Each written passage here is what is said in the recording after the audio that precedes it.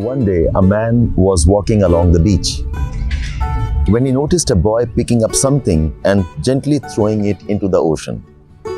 Approaching the boy, he asked, "What are you doing?" The youth replied, "Throwing starfish back into the ocean. The sun is up and the tide is going out. If I do not throw them back, they will all die." "Son," the man said, "don't you realize there are miles and miles of beach and hundreds and thousands of starfish? You can't make a difference." After listening, the boy politely, gently picked up another starfish and threw it back into the ocean. Then smiling at the man, he said, "I can't make a difference to all of them, but I made a difference to just this one starfish." This is a short story by Lauren Esley. I'm sure many of you have heard this story. You must have come across this in some books, but this is a story worth telling and retelling yourself as many times as you can. And there are many ways I think the story is related to the work that you all have been doing, preparing for the UPSC, preparing for the examination, standing at the edge of the syllabus and looking at the possibilities of what can be asked to you. It is very, very scary, daunting. It is a proposition that most people will avoid and run away from. Look at your syllabus. Economy, polity, world history, ethics, science and tech, defense, international affairs, political developments, just about anything on current affairs. And then you must add optional English, CSAT, reasoning. To that you must add writing skills. It's a huge ocean that you're looking to cover. And the story about starfish is not just about doing your best to the extent you can. It's also about not getting scared about the endless possibilities, not getting scared about the huge amount of distance you have to cover in such preparation. You must take up your task slowly, take up your task with purpose, break down your task into small milestones you must achieve. In my years of teaching experience, what I realize is most of you, and that probably includes even us teachers when we start off, we are too scared about the huge amount of work to be done. I have students coming to me almost regularly and asking me if one book is enough, if the notes are enough, if one magazine is what they can rely on and continue. They ask me if it's just enough to read probably one website or one article. No, it's not. This examination has no upper limits.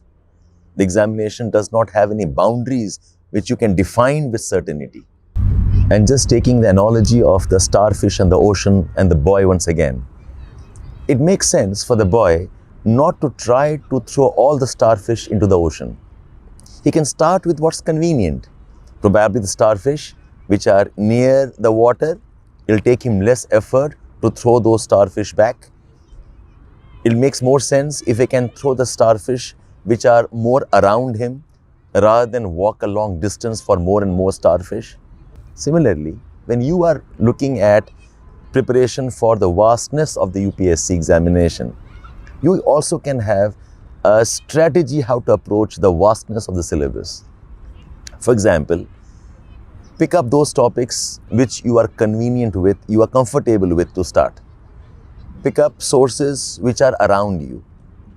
Have a sense of picking up and doing things in a way which you can revise and you can recall a bit more easily. So there is a strategy for everything. In fact, strategy matters when things are daunting. Strategy matters when things are boundless, when you have less of certainty about how to move on. So of the three things that I said is, number one, have a priority. Now this is something that you learn with time, that not all type of information, not all type of books are equally important. Have a priority. Pick up things that seem to be more important, more critical, do those first.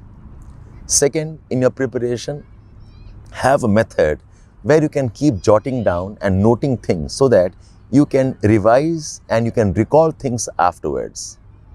And third, very important part of strategy is plan specific milestones. You have about 3-4 months or 1 month or maybe 1 year. Prepare in terms of milestones. What is the approach that you would want to have to cover the entire width? And maybe milestones like 10 days milestones, 15 days milestones, 1 month milestone. By when do you want to finish off some basic readings? By when do you want to finish off some basic books? So it requires some amount of planning to go about the whole process. I think one common error that students make is they dive into the syllabus straight away, they enter coaching centers straight away and start reading and studying, or at least start the process without really knowing the boundaries that could have been set before the process had begun. So the starfish analogy, take up small things, take up doable things.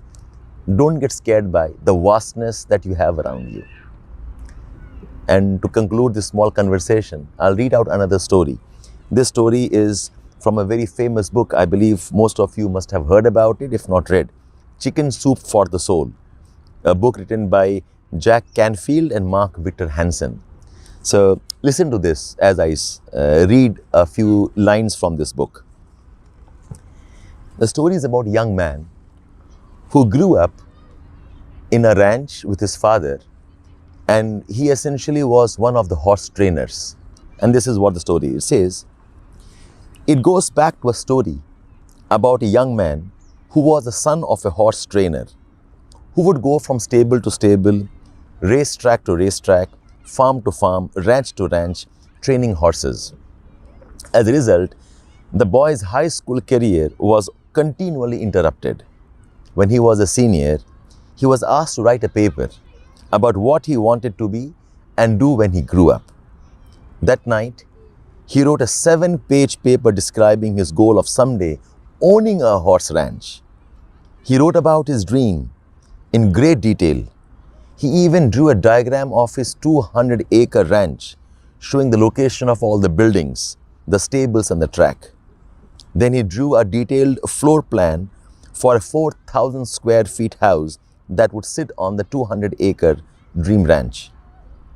He put a great deal of his heart into the project and handed it to his teacher. 2 days later, he received his paper with a feedback that said, "Meet me after class," and a grade in red, F, which meant basically failed or rejected.